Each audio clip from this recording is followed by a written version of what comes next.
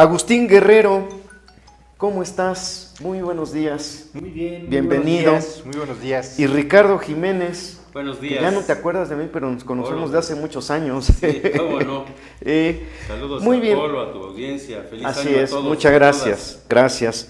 Agustín Guerrero, ¿qué me puedes comentar así en pocas palabras de estos 100 primeros días de actividad política y en el poder de parte de la doctora Claudia Sheinbaum? Mira, te diría en primer lugar, bueno, primero hay que explicarle a la gente por qué tenemos estos informes a los 100 días. Así es. ¿No? Porque en realidad la Constitución establece la obligación de los gobernantes, de los presidentes, presidentas en este caso, gobernadores, presidentes municipales, incluso de los legisladores, de rendir un informe anual. Y en el caso de la Presidencia de la República, este informe se presenta al inicio del periodo ordinario de sesiones del Congreso de la Unión, el 1 de septiembre de cada año. Anteriormente el presidente acudía a esta sesión, se le llamaba el Día del Presidente, entregaba un informe, se retiraba y luego venía una ceremonia que le conocíamos como el besamanos. El besamanos. Entonces ahí desfilaba toda la clase política, gobernadores, empresarios, artistas, en fin, todo el mundo iba a saludar al presidente y era una ceremonia pues que durante muchos años en nuestro país se realizó. A partir, recuerdo yo, del gobierno de Ernesto Zedillo, dejaron de ir los presidentes a la Cámara de Diputados y ahora envían a través del titular de la Secretaría de Gobernación ese informe al cual están obligados. Pero tenemos este evento político de los 100 días que viene del gobierno en Estados Unidos de Delano Roosevelt, ¿no? Él fue el primer presidente que tuvo esto, y luego Kennedy también tuvo esta práctica, y a partir de ahí se asumió en nuestro país como un evento político que ahora se ha vuelto tradicional. Todos a los 100 días rinden presentan un informe con los ciudadanos en eventos abiertos, eventos públicos, no ante los otros poderes, como establece el 69 constitucional. Entonces, en el caso del evento que tuvimos el día de ayer de la presidenta en el Zócalo de la Ciudad de México, me parece que ella deja claro en estos 100 días, primero que maneja la agenda política del país. Ella es la que ha establecido los temas de los cuales dio cuenta ayer. Me parece que son fundamentalmente siete grandes apartados que van a ser la guía a lo largo de los 6 años de este sexenio. Te diría que el primer tema es el cambio de régimen. Hay una condición ahora que tenemos en nuestro país y para la cuarta transformación que no tuvo el presidente Andrés Manuel López Obrador, que es la mayoría calificada en el Congreso. Todo cambio de régimen tiene que ir a la Constitución. Si no va a la Constitución, como derechos y obligaciones de las instituciones y de los ciudadanos, pues se queda como políticas públicas de coyuntura, como programas que cuando cambia un gobierno pueden desaparecer. Para que esos programas se conviertan en políticas públicas permanentes, tienen que estar en la Constitución como derechos y obligaciones y las competencias que tienen las diferentes áreas de gobierno. Entonces, el presidente López Obrador, pues, puso todo su empeño, planteó que no era un cambio de gobierno, que era un cambio de régimen, que no era un cambio de personas, sino se inauguraba un nuevo régimen político, que es el régimen de la 4T, que después fue ya encontrando un nombre que conocemos ahora como el humanismo mexicano. Así es. Con la presidenta Claudia Sheinbaum, resultado de la elección del 2 de junio, Morena y su alianza no solamente refrendó la presidencia de la República, sino también tiene la mayoría calificada en el Congreso, es decir, 2/3 partes en las 2 cámaras y la mayoría de los congresos de los estados. Eso permite avanzar en el cambio de régimen. que no le pase a la presidenta lo que le pasó al presidente López Obrador, que se aprobaban unas cosas en las cámaras y luego el Poder Judicial los declaraba inconstitucionales y les daba para atrás, y entonces lo que se tejía en la mañana se destejía en la noche, como aquella historia de Penélope, ¿no? Así es. Entonces, ese es el primer dato, que la posibilidad de un cambio de régimen a fondo hoy está en toda la posibilidad de llevarse adelante. Ese cambio de régimen tiene una coyuntura estelar con la decisión de convocar a elecciones para elegir a los integrantes del Poder Judicial. La presidenta lo decía muy bien el día de ayer, decía, bueno, a ver, si yo hubiera querido controlar el Poder Judicial, como dicen nuestros adversarios, pues era simplemente cuestión de dejar pasar el tiempo y que yo hiciera las propuestas de los lugares que fueran quedando vacantes, que con las 2/3 partes del Senado, pues se fueran a completando. Entonces, en cosa de 2 o 3 años, antes de la mitad del sexenio, ella tendría gente de toda su confianza en el Poder Judicial y tomar el control de ese poder, porque así está diseñado la integración del Poder Judicial. Cuando el PRIAN tuvo mayoría absoluta en nuestro país, tuvo más de 2/3 partes, también controló el Poder Judicial. Pero no se trata de eso desde la perspectiva de la 4T, sino de dejarle a los ciudadanos que con su participación, con su voto, decidan de manera democrática la integración también del Poder Judicial. Es decir, es una reforma que fortalece la facultad de decidir de los ciudadanos. Ya serán ellos los que digan quiénes son de los que se postulen para ser integrantes del Poder Judicial los que lo deben de ocupar. Y eso sí es un cambio fundamental, estratégico, en la manera como se integra el poder público en nuestro país. Por primera vez vamos a tener que es a través del voto, de manera democrática, cómo se van a integrar el Poder Ejecutivo, el Poder Legislativo y el Poder Judicial. Entonces, con otro conjunto de reformas que vienen de las iniciativas que presentó el presidente López Obrador el 5 de febrero del año pasado y que ahora pues prácticamente todas ya se han aprobado en este primer periodo ordinario de sesiones del Congreso, y habrá que darles tiempo para que maduren esas reformas. Toda reforma constitucional sacude intereses, rompe inercias, rompe compromisos, confabulaciones. Es una sacudida de fondo lo que se plantean con estas reformas constitucionales en su nuevo régimen, y bueno, ahí me parece que es el primer tema. Para darle la palabra a Ricardo también, simplemente señalo los otros temas así puntualmente. Adelante. O sea, una vez que el gran tema es el cambio de régimen, nos queda pendiente de ese cambio la iniciativa de reforma al sistema político electoral, al 41 y 42 constitucionales. Eso va a meritar muchísimo espacio y mucho tiempo de reflexión. El segundo tema al que abordó ella fue la política social. El tercer tema que va a guiar sus 6 años es toda la política de infraestructura.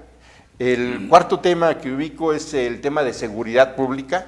Hay un cambio en la estrategia de seguridad pública, es evidente. En estos 100 días se acabaron los abrazos y balazos, y ahora hay una estrategia nueva que también hay Aquí te abro un paréntesis, perdón. Hace un rato estábamos escuchando la mañanera de Alejandro Armenta, y está haciendo eco de este tema de una manera muy puntual. Así es. Que eso lo desarrollamos en una próxima emisión. Continúa, perdón. Está el tema de salud, que es un enorme esfuerzo también por contar con un sistema de salud de calidad,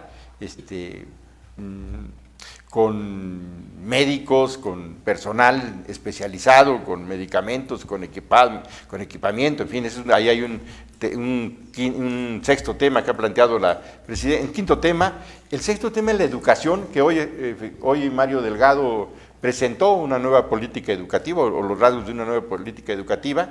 El séptimo tema que también planteó ella en este rango de importancia, el tema sobre migrantes y la relación con Estados Unidos, y particularmente la relación con el nuevo gobierno que llega el 20 de enero.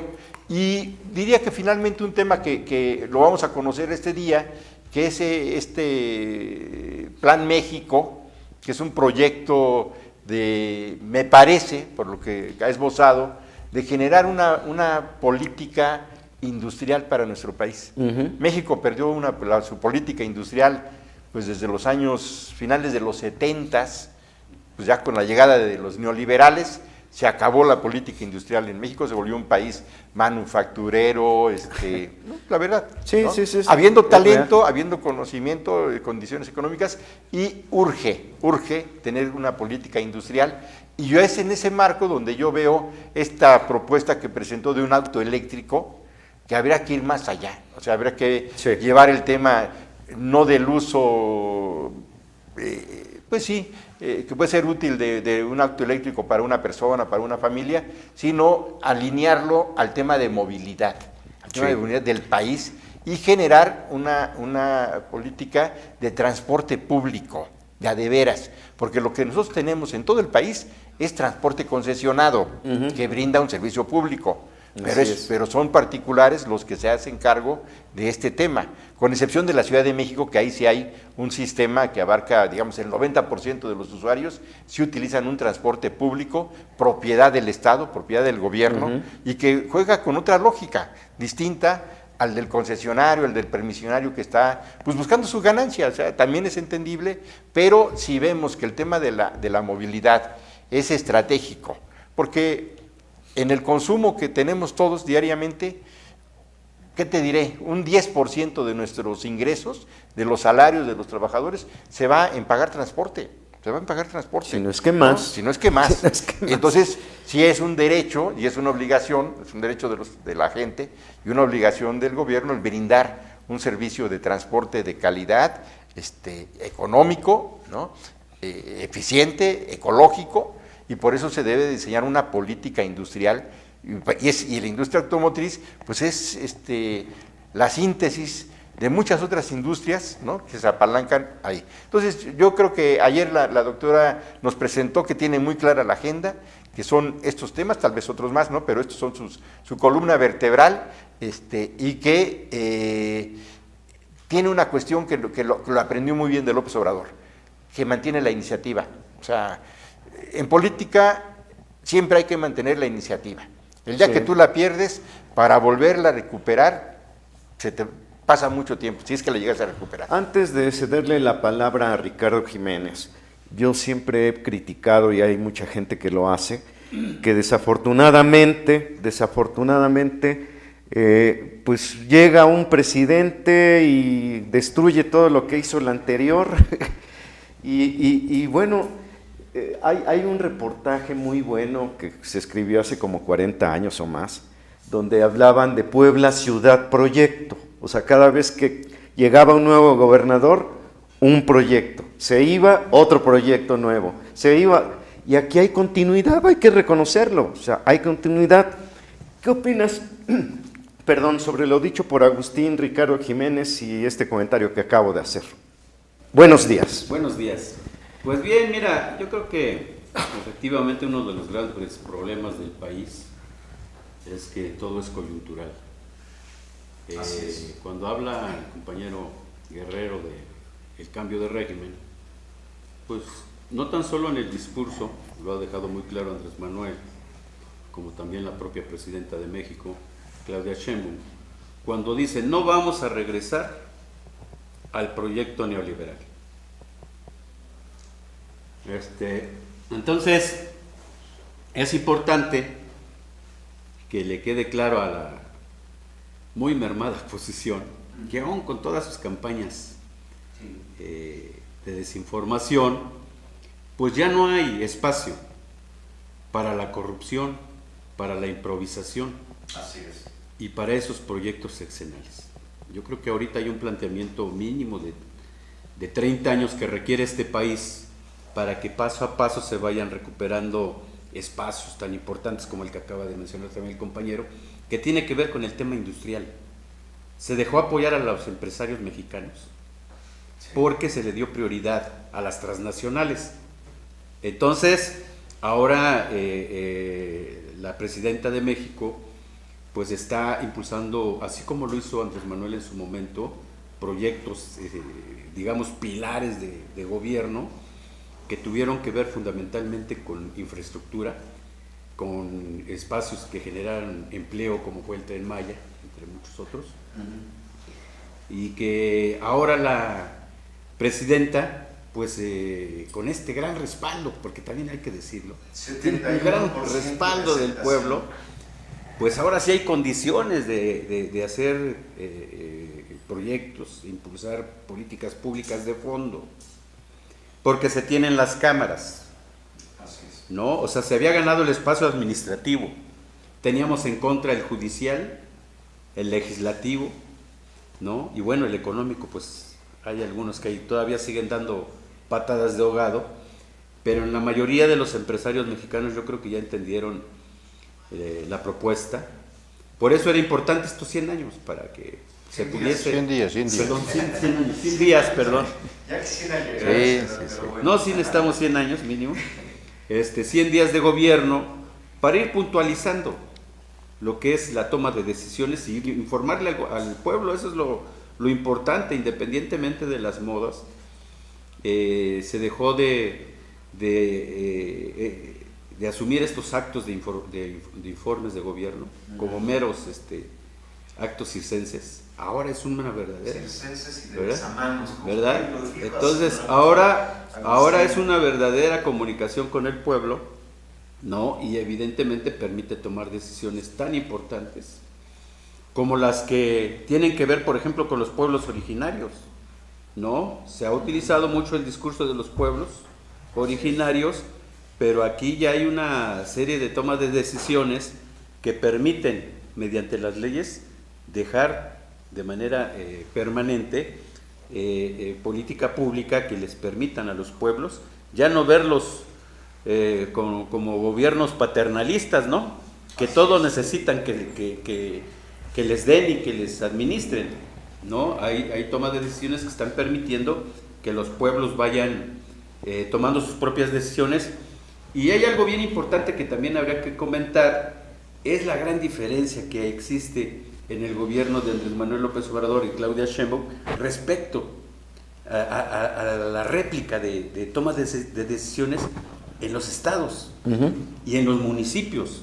Por ejemplo, en el caso de Puebla, el gobernador de Puebla, Alejandro Armenta, inmediatamente replica, ¿no? esa posibilidad inmediata en una toma de decisión. Así luego es. es pura voluntad política, en el que sean los pueblos originarios, las comunidades, ¿verdad? Esos espacios ciudadanos donde se acuerde el manejo de un recurso público para obra comunitaria. Eso es realmente un espacio y una decisión que en tiempos de Andrés Manuel López Obrador, en verdad, yo solo veía a Claudia Sheinbaum en la Ciudad de México replicando su trabajo. Así es. En todas las materias. Así es. Y los demás gobernadores, como cada quien andaba en la loca.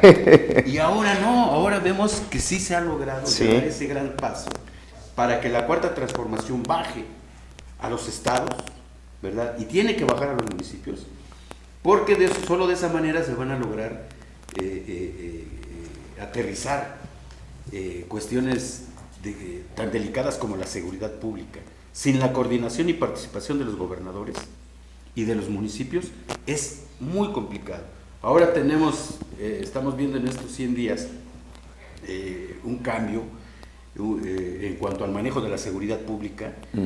Nosotros sentimos que ya hubo esa condición, ¿no? Porque esto no es un asunto de improvisación, se van generando condiciones. Andrés Manuel dejó todas las condiciones para dar estos pasos en temas de seguridad, en temas de beneficios sociales, la política social. Dejó de la oposición, tomó mucho del discurso de la lucha activista, humanista y de izquierda. Ahora ya son de izquierda del discurso de la derecha. No, ya hablan de beneficios sociales, realmente hablan de la mujer, hablan de derechos sexuales. O sea, ya ahora escuchas a la oposición. Así es. ¿No? Pero la gran diferencia es que ellos son puro discurso. Mienten, difaman, no han vivido de lo que están hablando. Así es, no tienen. O sea, no lo han vivido, me refiero. No lo han vivido. No tienen la base ideológica. Así es. Existencial. Muy interesante Para eso. hacer planteamientos absurdos como los que ahora hacen, ¿no? Bueno, Me hago una pausa en esta conversación donde acompaño a Agustín Guerrero y Ricardo Jiménez, pues para también tomar en cuenta la opinión de la gente que nos está viendo. El caso de Orlando Tato Briones, excelente inicio de semana, vamos fuerte con la 4T. Rosy López, un saludo a este esfuerzo comunicativo y de participación. Marianela Romero Domínguez, dice Ricardo Jiménez Ávila, un reconocido activista de la izquierda histórica. Yo te conocí. Yo te conocí cuando andabas en ciertos lugares. Muy bien, muy bien. Ricardo, que de hecho tenemos amigos en común. Ricardo Jiménez, saludos, excelente semana y sigamos adelante con la 4T. Rosy López, un saludo a mi buen camarada Ricardo Jiménez, líder de la Unidad de las Izquierdas, muy versátil, gracias por estar aquí. También le envían saludos a Agustín Guerrero. Andy Juárez, un saludo al camarada Ricardo, un fuerte abrazo, mi reconocimiento como gran luchador social. Saludos fraternos de su amigo de Atlisco. Fíjense, hasta en... de veras, tengo también un comentario que me llega de Nueva York, de parte de Mari Carmen Lima, quien hizo unos comentarios que ahorita se los comparto. David Sánchez, saludos al camarada Ricardo Jiménez. María Guadalupe López Candia, saludos a un gran líder, activista y ser humano, Ricardo Jiménez. Agustín Guerrero, que dice... no entiendo tu pregunta, Marianela Romero Domínguez, a ver si me puedes reenviar porque está así como que medio... Felicidades por sus aportaciones a los invitados, nos dice Roxana. A ver si me puedes enviar otra vez la pregunta porque no la entiendo. David Sánchez, la estrategia de seguridad empezó con la reforma judicial. Bueno, estamos aquí en Factor Radio, insisto, acompaño en esta conversación a Agustín Guerrero y a Ricardo Jiménez, activistas y por lo que veo, pues con mucho reconocimiento. Saludos a Agustín Guerrero, 50 años de lucha en la izquierda, dice Luis Santel. No, tienen su club de fans, muy fuertes. Qué bárbaro. Se habla mucho de las izquierdas en el mundo, especialmente en Latinoamérica, y se está cuestionando mucho el papel de los gobiernos de izquierda, especialmente en América Latina. ¿Qué tanto puede afectar esto al gobierno de izquierdas que tenemos aquí en México? ¿Quién quiere opinar? Bueno, rápidamente, yo siento que más que un cuestionamiento serio sobre los gobiernos en Latinoamérica, por ejemplo, pues es más bien la ultraderecha latinoamericana, pues sigue contando con los medios de comunicación tradicionales, donde generan toda una de opiniones y comentarios, pero de muy bajo perfil. Así es. Tan bajo perfil como a la hora, no sé si vieron la foto ahora que tomó posesión el presidente de Venezuela. Nicolás Maduro. No, el que perdió. Edmundo. Acompañado de Edmundo González. De Vicente Fox. ¿no? Sí. Y del borrachín Calderón. Así es la pifia de la crítica de la derecha en Latinoamérica. Lo que es cierto es que los gobiernos de izquierda en Latinoamérica han hecho grandes aportaciones. En todos los sentidos. Fíjate, los voy a comprometer. Perdón. Sí, coincido contigo. Los voy a comprometer, si me lo permite el equipo de producción de Factor Radio, porque acabas de mencionar algo que es fundamental: la influencia y el analfabetismo que hay en los medios de comunicación, porque no estamos al corriente de los cambios que están sucediendo en el mundo. No hablo de México, hablo en general en todo el mundo. Y esto ha sido cuestionado desde hace más de 30 años, pero como que los medios de comunicación, yo como comunicador no me he puesto las pilas al respecto.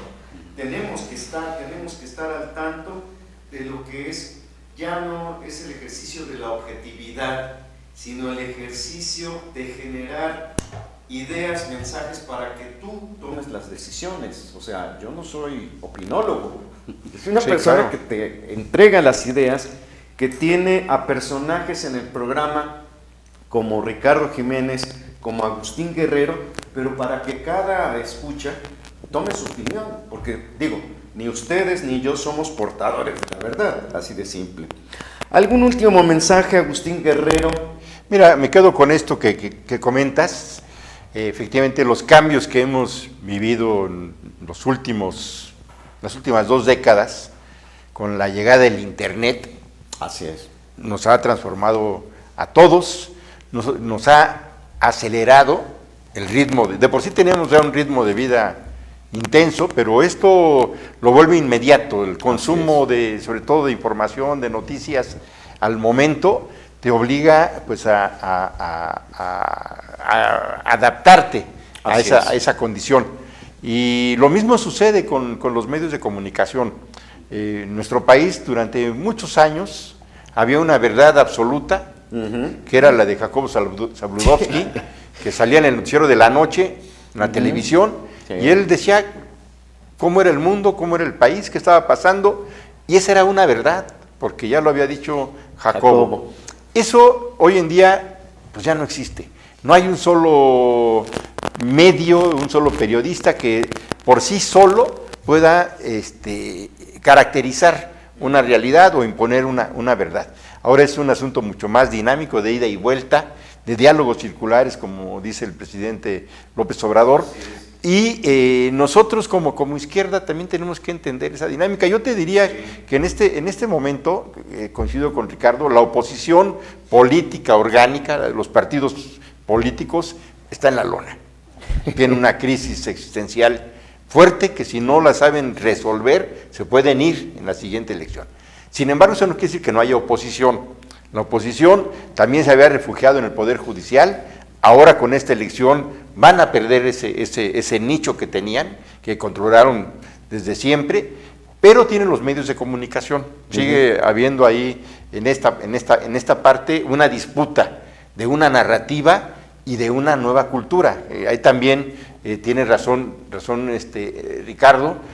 Nosotros necesitamos imponer nuestra narrativa, nuestra visión de las cosas en esta etapa, y es a través de medios de comunicación alternativos, objetivos, ¿no?, que brinden estos espacios, como ustedes aquí en Factor Radio, para que también se escuche los puntos de vista de todo el mundo. Acabas de utilizar la palabra correcta, medios alternativos.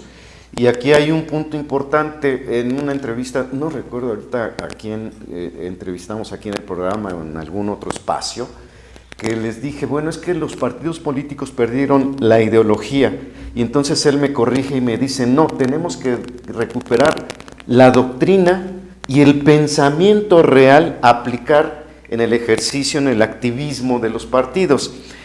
Como último comentario, ¿qué opinas al respecto, Ricardo Jiménez, y qué puedes comentar? Mira, como... Yo creo que debemos también ser un poquito autocríticos. Así es. En la izquierda es una característica, y yo considero que sí hay una pereza en cuanto a documentarse. Hablo en la generación. Híjole, estás diciendo algo muy fuerte, man. Hay que documentarnos en la izquierda misma. Sí. Ahora nos hemos vuelto muy pragmáticos. Sí. Ya no leemos. Las nuevas generaciones, pues más bien las encaminamos a la participación política, pero sin un análisis, sin una formación ideológica. Y yo creo que eso hay que retomarlo todos. Pero es que es una cuestión también educativa.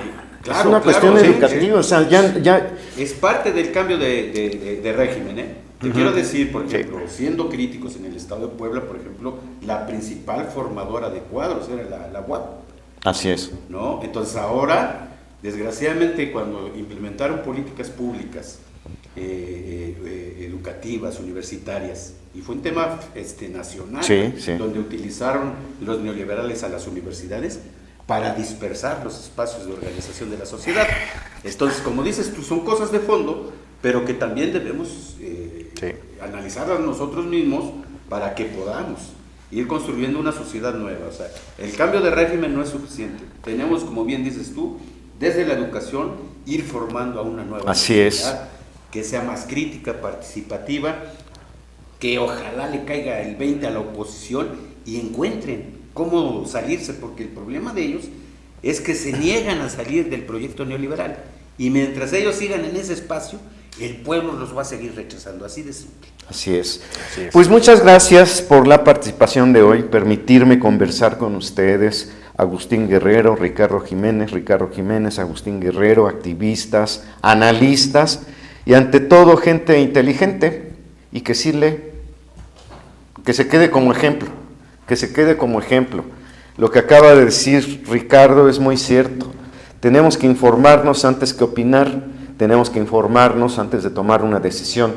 Tenemos que ser activistas, pero también del intelecto.